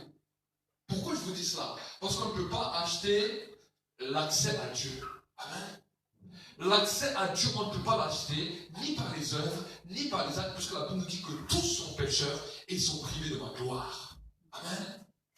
Tous sont pécheurs. Et c'est pour ça que quand Dieu a commencé à parler à Abraham, Dieu n'avait pas commencé à parler à Abraham parce qu'Abraham avait fait un grand sacrifice. Non! La Bible nous dit qu'Abraham était un idolâtre. Abraham adorait la lune. Abraham adorait toutes sortes de divinités. Mais la Bible nous dit que Dieu s'est approché de lui et que Dieu lui a parlé. Et la Bible nous dit qu'Abraham a simplement cru et ça lui fut compté comme justice. Amen. C'est pour cela que nous ne sommes pas sauvés à travers nos œuvres, mais nous sommes sauvés à travers la foi, parce que la foi nous est comptée comme justice. Amen. Si je me tiens devant vous et que je vous dis ce matin, je suis un homme juste, je ne suis pas juste à cause de mes œuvres. Je ne suis pas juste à cause de ce que j'ai fait. Mais si je suis juste, c'est à cause de la foi que j'ai mis en Dieu. Amen. Et si je m'approche de Dieu, je m'approche de Dieu de cette manière. C'est-à-dire que je suis juste devant toi. Pas parce que j'ai fait plus de choses qu'un autre, mais parce que je m'approche au nom de Jésus. Et parce que je crois en ce que Jésus a dit. Amen. Celui qui croira et qui sera baptisé sera sauvé. Celui qui ne croira pas sera condamné. Amen. Maintenant, face au monde spirituel, face aux puissants des ténèbres qui, eux, ne comprennent pas ce langage, qui, eux, ne saisissent pas le langage de la grâce, parce que pour eux, il n'y a pas eu de grâce. Dans le monde spirituel, quand Satan et ses anges ont échoué, ils ont été bannis du ciel sans moyen de revenir en arrière. La grâce n'existe pas pour eux. Ils ne connaissent pas ce langage. Ils ne connaissent pas ces œuvres. Maintenant, Dieu le sait, et il a dit à cause des anges, à cause de leur manque de compréhension de cette grâce, voici que je vous donne le sang de Jésus qui va faire l'expiation de vos péchés et qui va empêcher qu'ils ont un droit sur vous. Amen. Amen. Ça sont les choses qui sont dites dans le ciel. Je vous parle en tant que prophète de la part de l'Éternel. Des choses qui sont dites dans le ciel comme mon oreille entend. Amen. Si nous commençons à comprendre cela, nous allons commencer à avancer spirituellement. Amen. La Bible nous dit que c'est à cause du sang de Jésus. La Bible nous dit dans le livre de l'Apocalypse, ils ont vaincu le diable à cause de la puissance du témoignage et à cause du sang de l'agneau. Amen. Voici pourquoi le sang de Jésus est obligatoire. Voici pourquoi que quand les hommes ont commencé à s'approcher de Dieu, même Abraham au début a commencé à s'approcher de Dieu. Abraham a cru, ça lui fut compté comme justice. Mais maintenant, pour que le monde spirituel ne puisse pas le détruire, pour que Satan et ses anges ne puissent pas détruire Abraham, Abraham a commencé à dresser des autels. Abraham a commencé à égorger des animaux pour placer des autels devant Dieu. Amen. Les autels étaient le symbole de ça, étaient un symbole pour pouvoir rester en vie. Les autels étaient des symboles pour pouvoir commencer à prospérer. Nous voyons que chaque homme de Dieu, chaque patriarche de la Bible, chaque fois qu'il voulait une alliance avec Dieu, il dressait un autel pour que maintenant, il puisse soit prospérer, il puisse soit grandir, il puisse soit évoluer et que Dieu puisse les garder, même pour la protection. Amen. Mais ce n'était pas ces sacrifices qui allaient faire qu'ils n'avaient pas de relation avec Dieu. Parce qu'on peut voir que même quand le sacrifice n'était pas là, et que quand même ils faisaient des erreurs, Dieu venait leur parler. Est-ce que vous essayez? Dieu venait leur parler. Et Dieu venait encore se manifester et se mouvoir. Et c'est pour ça que vraiment j'aimerais t'encourager. Ne loupe pas un temps de rendez-vous avec Dieu à cause de toutes les accusations qui se passent dans ton esprit. J'aimerais démonter les accusations que le diable est venu poser dans ton esprit ce matin. Amen. J'aimerais démonter cela parce que nous sommes dans les 4 mois. Dans les 4 mois de restitution totale. Dans les 4 mois de restitution totale. Mais pour que la restitution puisse se faire totalement, tu dois comprendre les règles. Amen. Amen. Combien de fois, chaque année tu dis Seigneur, cette année ça va être une année bénie. Cette année je vais chercher ta présence. Cette année, je vais être vraiment motivé dans ma foi. Cette année, je vais vraiment te chercher. Tu as 1 mois, 2 mois, après 1 mois catastrophique. Tu remontes un petit mois, tu remontes, tu redescends 3 mois. Et à la fin de l'année, je dis, c'était vraiment dur. J'ai pas réussi. J'ai pas réussi. Pourquoi? Parce que tu n'as pas compris. Amen. Mais si le matin, tu te lèves, et que déjà dans ta tête, tu dis, Seigneur, je viens devant toi. Parce que je ne suis pas justifié selon tout ce que j'ai dit ou fait, mais je suis justifié à cause de la foi. Simplement, m'approchant de toi, c'est ça qui me rend juste. Tu n'as pas besoin de te mettre un barème haut pour pouvoir dire je m'approche de Dieu. Amen. Et tu sais une chose, la Bible nous dit que c'est une promesse. Si tu t'approches de Dieu de cette manière, dès que tu en as besoin, Dieu vient te secourir. Écoute bien. Dès que tu en as besoin, Dieu vient te secourir. Il a dit, approche-toi avec assurance auprès du trône de la grâce, afin que je puisse intervenir, te secourir dans le moment où tu en as besoin. Combien de fois la journée nous avons besoin de Dieu? Combien de fois dans nos vies nous avons besoin de Dieu et des fois on a l'impression que Dieu est loin et qu'on n'a pas réussi à le toucher. Des fois on a même dit Seigneur, pourquoi tu n'es pas intervenu dans cette situation? Pourquoi tu m'as laissé dans cette situation? Pourquoi tu m'as laissé dans mon problème? Pourquoi tu m'as laissé là seul? Et on se dit pourquoi et pourquoi. Mais aujourd'hui j'aimerais, mon micro m'a lâché, désolé. Mais aujourd'hui j'aimerais t'annoncer quelque chose. J'aimerais t'annoncer la réponse de ton pourquoi. Tu as demandé beaucoup de fois pourquoi à Dieu. Mais le Seigneur a dit aujourd'hui je vais te répondre à ton pourquoi. Je n'ai pas intervenu parce que tu ne t'es pas approché avec assurance de moi. Est-ce que vous comprenez? À cause simplement de ça. Mais je ne sais pas. Quand moi j'entends un truc comme ça, je dis mais purée, je pourrais me mettre des claques. J'ai juste besoin de m'approcher comme ça devant Dieu, tel que je suis. Et moi, dans ma tête, je croyais qu'il fallait faire tellement de choses pour pouvoir m'approcher de Dieu. Et j'ai perdu du temps. C'est ce que je me suis posé comme question et c'est ce que moi-même j'ai donné comme réponse sur ma vie. J'ai dit, je suis des fois bête et j'ai perdu du temps simplement parce que j'ignorais les règles. Pourquoi personne ne me l'a dit avant? Amen. Et j'ai décidé de ne plus m'approcher de Dieu en faisant toutes sortes de choses, de m'approcher de Dieu tel que je suis. Par contre, quand je sais que l'ennemi vient, parce que peut-être qu'il avait des droits sur ma vie, parce que peut-être qu'il y avait des portes qui étaient ouvertes sur ma vie, maintenant j'utilise le sang de Jésus. Maintenant j'utilise le pardon de Dieu pour que les portes soient fermées. Je n'accepte pas l'accusation. Mais quand je fais cet acte, quand je scelle cet acte, maintenant je sais que cet acte a de la valeur dans le ciel. Amen. Amen. Amen. Amen. Et si Dieu maintenant me dit, pour sceller cet acte, tu fais peut-être telle et telle chose, pour que maintenant le diable n'a plus de droit sur ta vie, je le fais. Amen. Alors peut-être vous allez dire, mais quel genre de choses pouvons-nous faire? Vous savez, nous pouvons avoir l'acte d'aller voir les hommes de Dieu, d'aller demander la prière pour que maintenant, devant témoins, la chose soit scellée dans le monde visible et invisible. Amen. Amen. Des fois, nous pouvons sceller ces choses en disant, Seigneur, c'est vrai que peut-être cela m'a porté préjudice. Dans le monde physique ou invisible, tel péché m'a porté préjudice. Mais la Bible nous dit que quand Zachée s'est trouvé devant Jésus, et que cela lui avait porté un grand préjudice, tout le mal qu'il avait fait, il a dit, maintenant, il a semé quelque chose, il a restitué ce qu'il a pu, et la Bible nous dit que lui-même a semé une offrande qui allait lui mettre table rase dans sa vie. Et la Bible nous dit que Jésus lui a dit, aujourd'hui, le salut est entré dans la vie de cette âme. Amen. Amen. Donc ce sont des règles que vous commencez à comprendre, que vous commencez à expliquer. Vous savez pourquoi Dieu a établi des prêtres? Vous savez, la Bible nous dit que nous sommes un royaume de prêtres et un royaume de sacrificateurs pour Dieu son Père. Donc j'aimerais te dire que chaque chrétien est un sacrificateur. Amen. Chaque enfant de Dieu est un sacrificateur. Mais tout sacrificateur n'est pas prêtre. Est-ce que vous comprenez? Tout sacrificateur n'est pas prêtre. Nous sommes tous des sacrificateurs. Mais la Bible nous parle de la prêtrise. Des temps où Dieu a choisi des hommes au milieu des sacrificateurs. Des femmes au milieu des sacrificateurs qu'il a appelés des prêtres. Et ces prêtres, ce sont ce qu'on appelle les 5 ministères.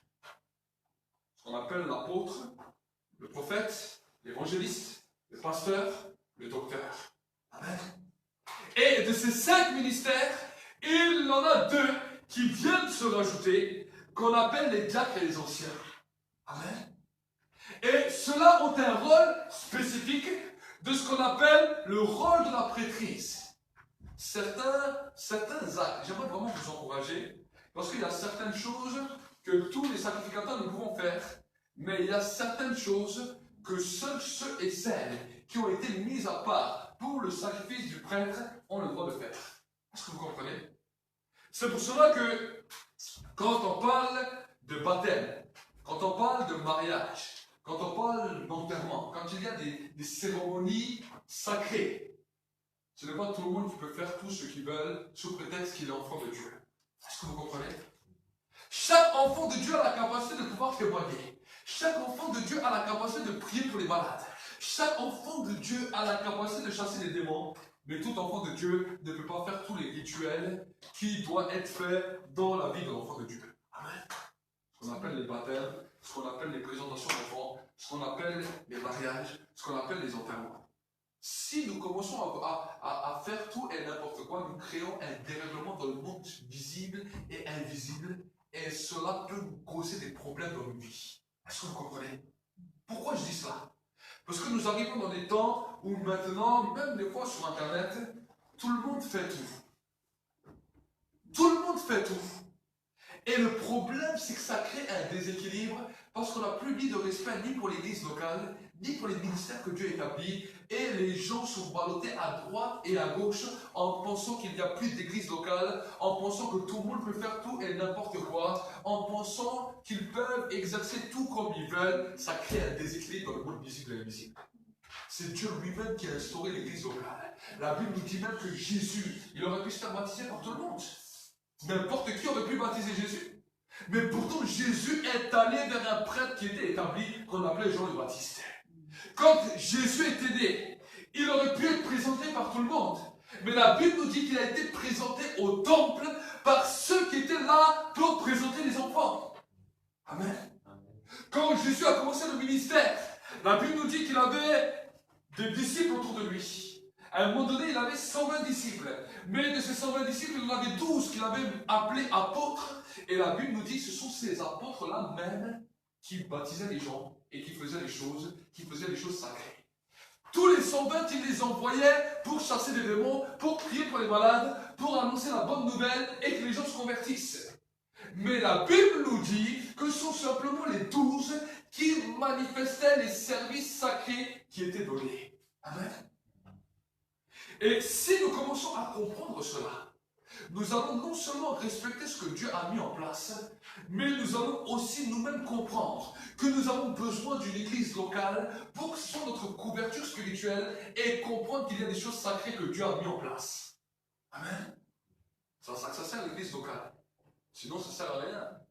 Les gens diront, ah non, mais l'église, c'est juste 2 personnes, 3 personnes qui se réunissent. Non. L'église, oui. On peut être à 2 ou 3 personnes, Dieu est au milieu de nous. Mais la Bible nous dit aussi que maintenant, dans l'église, lui-même a instauré des règles, lui-même a donné des ministères. Amen. Dieu peut donner des dons à chaque personne. Mais la Bible nous dit qu'un ministère est un don que Dieu fait à l'église. Amen. Quelqu'un que Dieu établit dans le ministère, c'est sa propre vie qui est un don. Il n'a plus simplement un don, mais c'est lui-même qui devient le don pour l'église. Amen. Donc si nous commençons à comprendre cela et comprendre ces règles, nous allons remettre l'ordre dans le monde visible et invisible. S'il vous plaît, mes frères et sœurs, ne semez pas les désordres. Vous savez, la Bible nous dit que dans l'Ancien Testament, déjà dans l'Ancien Testament, il y avait le prophète Samuel qui comprenait vraiment bien ça. Et la Bible nous dit qu'il avait établi Saül comme roi. Et il a dit à Saül, voici, tu es un roi, tu as des caractéristiques, tu as des choses à respecter, mais certaines choses, ce n'est pas à toi de les faire, c'est à moi de les faire. Est-ce que vous comprenez? Et la Bible nous dit qu'à un moment donné, dans son élan, parce qu'il avait eu peur à cause des armées qui l'entouraient, Saül a fait quoi? A dressé l'autel qu'il ne devait pas dresser, que seul le prophète pouvait dresser. Il a fait les choses, il a posé le sacrifice pour Dieu, et la Bible nous dit à cause de cela, il a été rejeté. Amen. Et si vous allez voir dans l'Ancien Testament, il y a eu d'autres personnes qui ont essayé de faire des choses qu'ils n'étaient pas mandatés de faire. Ça leur a porté des préjudices terribles. Amen. Amen. Vous savez, au début de ma conversion, je prêchais dans les rues. J'allais évangéliser dans les rues. Je n'étais pas évangéliste. On ne m'avait pas consacré en tant qu'évangéliste. Je n'étais même pas connu comme un ministre de Dieu dans l'église. Mais j'allais évangéliser. J'allais prêcher, j'allais annoncer la bonne nouvelle. Je voyais des guérisons, je voyais des miracles, mais pourtant, malgré tout ce que j'ai pu voir, je dirigeais les gens toujours à l'église, je dirigeais toujours les gens vers une assemblée où il y avait un prêtre en fonction. Même moi, je ne baptisais pas. Est-ce que vous savez? Je suis rentré dans simplement ces fonctions le jour où moi-même, Dieu m'avait oint pour ça. Est-ce que vous comprenez? Alors que j'aurais pu avoir la capacité de dire, voilà, non, s'il y a des choses qui se passent comme ça, j'ouvre mon propre église, je fais tout ce que je veux, je baptise les gens comme je veux, je marie les gens comme je veux, je fais tout ce que je veux. Je n'ai pas fait ça. Est-ce que vous êtes ici? Pourquoi? Parce que j'avais le respect de ce qui était sacré. Et quand bien même un jour, la première fois où j'ai dû prêcher un enterrement, je n'ai pas prêché parce que moi je voulais, c'était mon pasteur qui était là à côté de moi, il m'a dit c'est toi qui prêches. Amen. Les seules fois où si tu n'es pas encore un ministère, tu peux faire cela, c'est quand l'homme de Dieu ou la femme de Dieu qui est là, déjà dans le service, te donne, te dit, toi tu viens, tu vas le faire avec moi. Amen. Là tu vas prendre part au service, tu vas pouvoir le faire. Mais si tu le fais de toi-même, de ta propre initiative, sans que personne ne te dise rien, ça peut te poser des problèmes. Amen. Amen. Ça peut poser des problèmes. Alors vraiment, j'aimerais vraiment vous encourager par rapport à ça et de comprendre les règles spirituelles et de saisir les règles spirituelles. Amen. Vous savez que la Bible nous dit que le diable et ses anges et ses démons connaissent très bien les règles spirituelles. Et ils savent très bien que quand nous transgressons les règles spirituelles, ils viennent pour essayer de nous détruire. Amen. Est-ce que ça veut dire qu'on ne peut pas avoir de relation avec Dieu? Tu peux toujours avoir ta relation avec Dieu. Tu peux toujours prier avec Dieu. Mais pourtant, eux, ils viennent pour te détruire, pour t'anéantir et pour briser les choses dans ta vie. C'est pour cela que la Bible nous enseigne de respecter ces règles. Et c'est pour ça que j'aimerais vous les enseigner encore aujourd'hui, pour ne pas permettre des dérèglements dans nos vies. Amen. Parce que les premiers qui en compatissent, c'est vous. Combien de gens j'ai vu qui ont fait des choses et qui après leur vie étaient des désastres terribles. Et quand finalement on a commencé à parler avec eux, ils ont fait des choses qui n'étaient pas mandatées. Ils ont fait des choses auxquelles ils n'étaient pas appelés. Et là, ils se sont ramassés plein la poire. Amen. Amen. Souvent, les gens croient que, vas-y, ouvrir une église, c'est facile. Que d'aller commencer à prêcher, d'ouvrir une église locale, c'est facile. Quelques personnes t'écoutent et ça y est, tu es déjà un pasteur reconnu, tu es déjà... C'est pas si facile. Si Dieu ne t'a pas appelé, sache que les combats, tu ne pourras pas les tenir debout. Est-ce que vous savez? Si Dieu ne t'a pas réellement appelé sur cela, j'aimerais vraiment encourager à tous ceux-mêmes qui veulent se lancer. Soyez vraiment sûrs que Dieu vous a appelé. Amen. Amen. Et essayez d'avoir vous-même une couverture spirituelle pour que vous-même vous puissiez être élaboré. Mais si les gens n'ont même pas d'église, si les gens n'ont même pas de couverture spirituelle, si les gens vont à droite et à gauche et ils pensent que c'est de cette manière qu'ils vont évoluer, j'aimerais vous dire que malheureusement, ça va vous poser des problèmes si vous continuez comme ça. Est-ce que vous essayez? Mais quand vous êtes attaché à un endroit, c'est dans cet endroit où Dieu commence à répandre sa bénédiction. C'est dans cet endroit où Dieu commence à répondre des temps. C'est dans cet endroit même où vous allez être reconnu. C'est dans cet endroit même où vous allez être élevé. Et à cause de cela, si même après Dieu vous envoie ailleurs, pour maintenant commencer une œuvre, ou pour travailler dans son œuvre, j'aimerais te dire que tu sauras d'où tu viens, et que l'équilibre sera toujours là, et que Dieu te donnera toujours la capacité de résister. Amen. Amen. Ce sont des règles que moi-même j'ai toujours respectées. On m'a enseigné ces règles dès le début de ma conversion. Et quand on m'a enseigné ces règles, je me suis attaché. Je me suis attaché. Peut-être les gens me disent, ah, mais peut-être tu avais le dernier cri des pasteurs, l'homme le plus loin de la terre, l'homme le plus connu de la terre. Vous savez, le pasteur que j'avais à l'époque n'était même pas connu. Mais pourtant, parce que j'ai simplement respecté ces règles, c'est avec cet homme-là que Dieu a utilisé pour donner les dons. C'est avec cet homme-là que Dieu a utilisé pour me donner l'onction. C'est avec cet homme-là que Dieu a commencé à me moindre. C'est avec cet homme-là que j'ai commencé à évoluer. Amen. Amen. C'est pas que les gens voyaient toujours la personne, si elle a beaucoup de personnes, si elle a une église de fous, si elle a ceci, si elle a cela. Non. Nous devons comprendre ces règles et maintenant nous dire, Seigneur, je comprends ces règles. Maintenant, je me soumets à l'autorité que tu as placée devant moi. Et parce que je me soumets, maintenant, je vais commencer à évoluer. Maintenant, je vais commencer à grandir. Je vais recevoir ma nourriture. Je vais recevoir mon onction. Je vais recevoir ce que tu as prévu pour moi. Et je vais m'attacher. Je vais comprendre les règles. Je ne veux pas créer un dérèglement dans ma vie spirituelle, mais je veux voir l'ordre Et tu verras que Dieu va mettre l'ordre partout dans ta vie. Amen. Amen. Amen. Amen. Les dérèglements viennent de là. Le premier dérèglement, avant que le dérèglement se passe dans la vie physique, il a commencé dans le spirituel. Amen. Avant qu'il commence dans la vie physique, il a commencé dans le spirituel. Et pour pouvoir mettre de l'ordre, nous voulons mettre ce matin encore tout à plat pour comprendre comment, là où nous avons fauté, là où nous avons fait des erreurs. Ce matin, si on veut regarder ensemble là où on a fauté, là où on a fait des erreurs, ce n'est pas pour nous accuser, c'est pour que vous puissiez comprendre là où vous devez mettre vos vies en règle. Amen. Si vous avez semé un dérèglement dans vos vies, alors dites à Dieu, voilà pourquoi le pardon est là. Dis Seigneur, je viens remettre cette vie en règle. J'ai semé un dérèglement et je viens remettre ça à plat. Amen. Et quand tu vas commencer à comprendre cela, vous savez, la discipline n'est pas toujours facile. La soumission n'est pas toujours facile.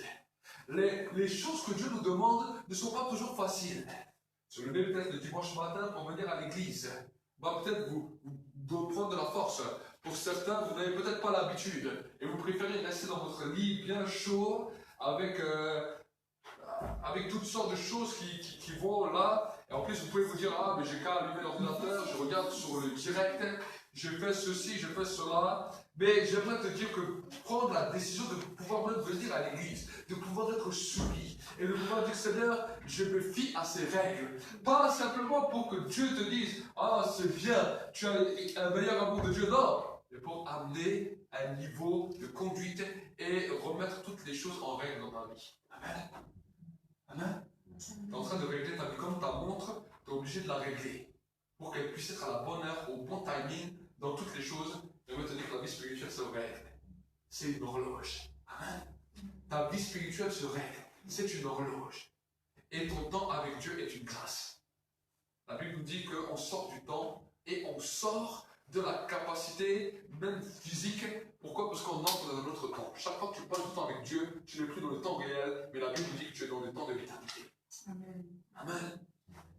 Maintenant, quand tu sors de ce temps, tu as reçu assez de capacité à cause de ta communion avec Dieu de pouvoir racheter le temps et de pouvoir régler toutes les choses qui étaient déréglées dans ton temps. Amen. Le monde de l'invisible, le monde de Dieu te donne la capacité de pouvoir régler ton monde visible et de pouvoir remettre les choses en place. On peut voir des hommes qui se sont approchés de Dieu, on peut parler d'Ézéchias, un moment qui était un roi extraordinaire, qui mettait les choses en règle comme Dieu voulait, qui s'approchait souvent de Dieu, qui priait, qui faisait les choses. Et la Bible nous dit qu'à un moment donné, le prophète est arrivé chez lui et lui a dit, prépare ta maison car tu vas mourir. Et la Bible ne nous dit pas qu'il a commencé à dire, ah Seigneur, qu'est-ce que j'ai fait comme péché pour mourir? Qu'est-ce que j'ai fait ça? Non, la Bible nous dit qu'il a commencé à s'approcher de Dieu. Et il a dit, Seigneur, je viens devant toi. Il a dit, Seigneur, j'ai essayé de régler ma vie et tout, mais je te demande quelque chose. Je te demande d'intervenir dans ma vie. Et là, la Bible nous dit que le prophète se dit, n'est pas parti. Et imaginez, là, le roi a commencé à invoquer Dieu dès que le prophète commence à sortir de chez lui. Des fois, quand on reçoit une parole, ou quand quelque chose commence à nous toucher ou à nous secouer, qui a cette capacité de dire, je vais prier directement, peut-être même l'homme de Dieu est encore là, il est en train de partir la porte, je vais commencer à prier tout de suite. Non, nous on attend que tout le monde est parti, on va fermer nos portes pour que personne ne nous entende, et là simplement on commence à prier.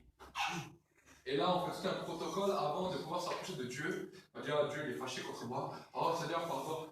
On essaie de dire toutes sortes de choses, on essaie de bégayer, on essaie de... Et au bout d'un moment on voit que c'est fermé, donc on s'arrête, on dit, oh, bon peut-être demain avec une nuit de sommeil ça ira mieux. Maintenant matin tu essayes, pendant une semaine tu essayes, jusqu'à te rapprocher de Dieu, après une semaine tu dis, ah bon là ça va, ça remarche.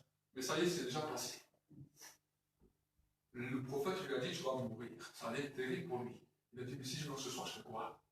La Bible nous dit, ce roi s'est tout de suite mis devant Dieu et il a commencé à dire, Seigneur, je m'approche de toi tel que je suis. Toi, tu as dit, je vais mourir, mais Seigneur, accorde-moi la grâce, accorde-moi la faveur. La Bible nous dit, le prophète était encore dans le couloir. Que Dieu reparle au prophète, il dit, retourne voir le roi. Et lui, je vais ajouter 15 années de plus à ta vie. Et le roi dit, ok, c'est cool, mais à quoi je vais reconnaître ça?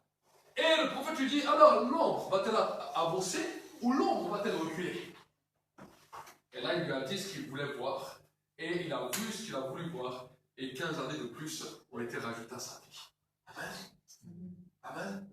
15 années de plus ont été rajoutées à sa vie. Et j'aimerais vous dire que si c'est écrit cela dans la Bible, c'est pour nous encourager à nous approcher de Dieu tel que nous sommes. Amen. Amen. Ne te laisse pas accuser, ne te laisse pas désespérer, mais viens. Ce matin, nous avons chanté, viens, c'est le moment d'adorer. Amen. Viens, c'est le moment. Et des fois même quand nous venons dans l'église, il y a des fois cette lourdeur, vous ne le dites pas. Mais nous ne sommes pas dupes. Si je suis devant, quand je mène la louange, je peux savoir quand le peuple, il est dans l'enthousiasme et l'explosion, ou quand le peuple vient et il est accablé par les pensées, par les raisonnements. Des fois, on commence à chanter, vous êtes là, vous chantez un petit peu pour faire plaisir, vous levez un petit peu les mains pour faire plaisir, mais à l'intérieur de vous, il y a des combats terribles. Le diable est en train de vous accuser. Mais regarde comment tu es, regarde comment elle était cette semaine, regarde comment tu étais là, regarde comment tu étais là, et toi tu viens adorer Dieu. Et là tu chantes, et il y a un combat terrible en toi. Amen. C'est juste quand on commence à dire, bon, maintenant on va demander pardon. Alors, en fonction de ce que le pasteur dit, ou en fonction de la longueur du pardon, tout d'un coup le peuple commence un petit peu à se réveiller, tout d'un coup le peuple commence à dire, ah non c'est bon, Dieu m'a pardonné, on commence à s'encourager. Pourquoi je dis cela? Parce que si vous n'aurez pas ce combat, vous pourrez venir à l'église directement en explosant dès le premier chant. Est-ce que vous comprenez? L'explosion de joie serait tellement là, l'explosion dans la prédication serait tellement là, que rien ni personne ne pourrait vous bloquer. Amen. Mais vu que le diable vient, et il vous tracasse, vous sortez de ce lieu, vous avez pris la Sainte Seine. Ah, mais si j'ai pris la Sainte Seine, non, t'imagines, je vais tomber malade demain, après-demain, parce qu'il a dit sur cela qu'il y a beaucoup d'infirmes de malades, qu'un assez grand nombre sont ah non, la prochaine fois, je ne vais pas prendre la Sainte Seine, hein. Ah non, la prochaine fois, je ne vais pas faire ça, je vais faire attention. Mais vous vous posez toutes sortes de choses parce que vous essayez de vous approcher de Dieu par vos propres œuvres. Amen. Approche-toi de Dieu comme ça. Et laisse Dieu te changer. Amen. C'est pour cela que l'apôtre Paul, après, il a dit, maintenant, ce n'est plus moi qui vis, mais c'est le Christ qui vit en moi. C'est alors que je suis faible, c'est alors que je suis fort. Je puis tout par celui qui me fortifie. Amen. Il a compris le changement. Il est passé aussi par cette étape. Et au bout d'un moment, il a changé son raisonnement, il a changé sa mentalité. Voici que l'évangile avait un autre regard. Voici que l'évangile avait un autre temps. Voici que l'évangile avait une autre saison. Amen. Nous allons prier alors. Et j'aimerais t'encourager ce matin. J'aimerais t'encourager ce matin. Approche-toi avec assurance. Approche-toi pendant quelque temps avec assurance. N'aie pas peur d'ouvrir ta bouche. Essaye de faire tomber ces forteresses qui t'ont bloqué. Il y a des forteresses qui vous ont bloqué. Ce message est là pour les détruire. Tu es là, tu restes bloqué dans tes pensées. Tu restes bloqué dans tes raisonnements. Et voici que le temps tourne. Les semaines passent. Les jours passent. Les années passent. Et certaines paroles que Dieu a dites sur toi sont en attente. Et tu vas dire, mais pourquoi Dieu a parlé et Dieu n'accomplit pas? Dieu serait-il devenu un menteur? Non! Dieu n'est pas devenu un menteur. Mais ton approche devant lui est trop restreinte. Tu te mets trop de règles. Tu te mets trop de choses qui te bloquent. Aujourd'hui, laisse tomber cela et élève ta voix. Que ce matin, nous puissions entendre un peuple qui élève leur voix. Que ce matin, nous puissions entendre un peuple qui crie à Dieu. Ézéchias a crié à Dieu. Il n'a pas regardé aux prophètes. Il n'a pas regardé aux serviteurs. Il n'a pas regardé aux hommes qui étaient là. Il a commencé à élever sa voix à Dieu. Il a dit, je m'approche de toi tel que je suis. Je m'approche de ta présence tel que je suis. Je ne suis peut-être pas le roi le meilleur. J'ai fait des bonnes choses, oui, mais je ne suis peut-être pas le roi le meilleur. Mais je viens devant toi tel que je suis. Je viens te demander grâce. Je m'approche de toi. Je m'approche de toi. Prie à Dieu. Prie à Dieu. Dis-lui, Seigneur, je m'approche de toi. Crie à Dieu. Crie à lui. Seigneur, je m'approche de toi tel que je suis.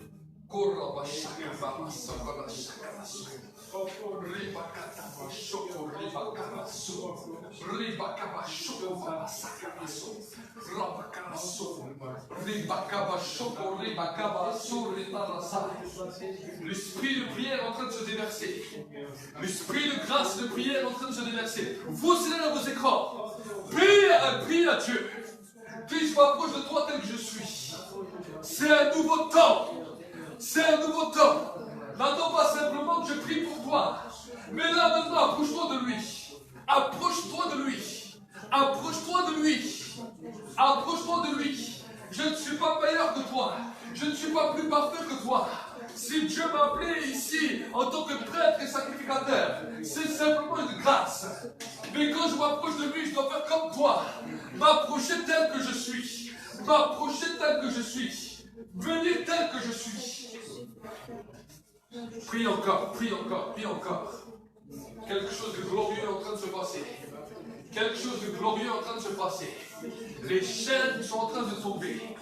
Les chaînes sont en train de tomber. Les chaînes sont en train de tomber. Les chaînes sont en train de tomber. Quelque chose de glorieux est en train de se produire maintenant.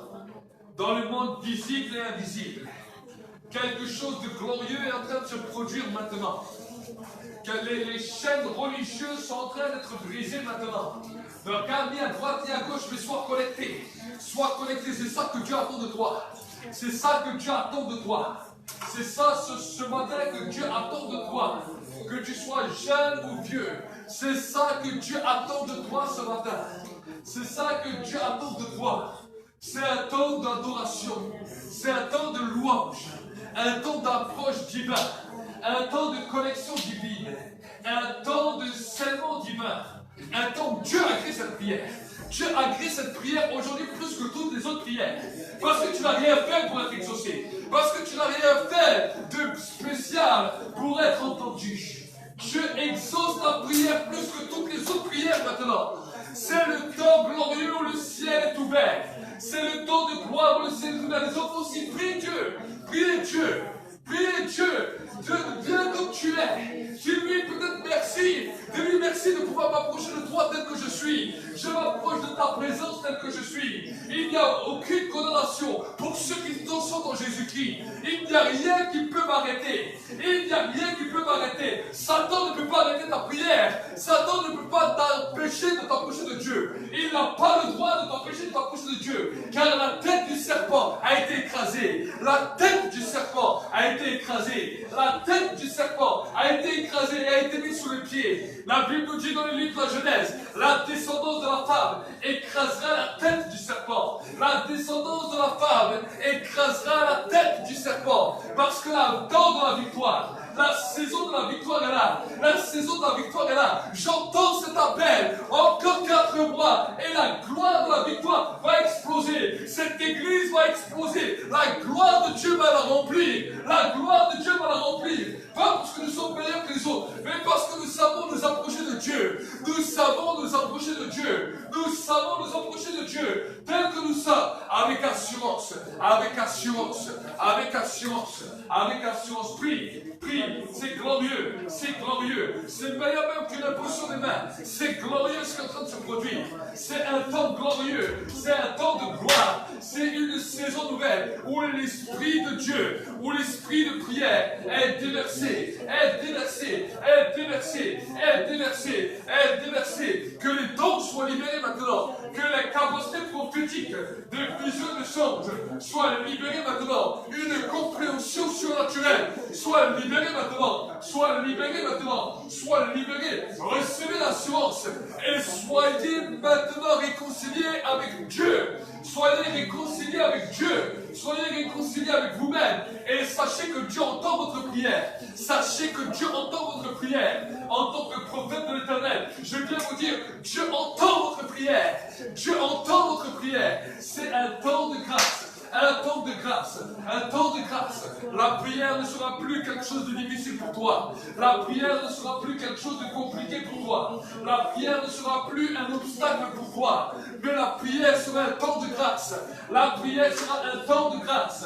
La prière sera un temps d'explosion. La prière sera un temps de miséricorde. La prière sera un temps de victoire. La prière sera une saison nouvelle. La prière sera maintenant un temps dans lequel la transformation et la gloire va commencer à resplendir.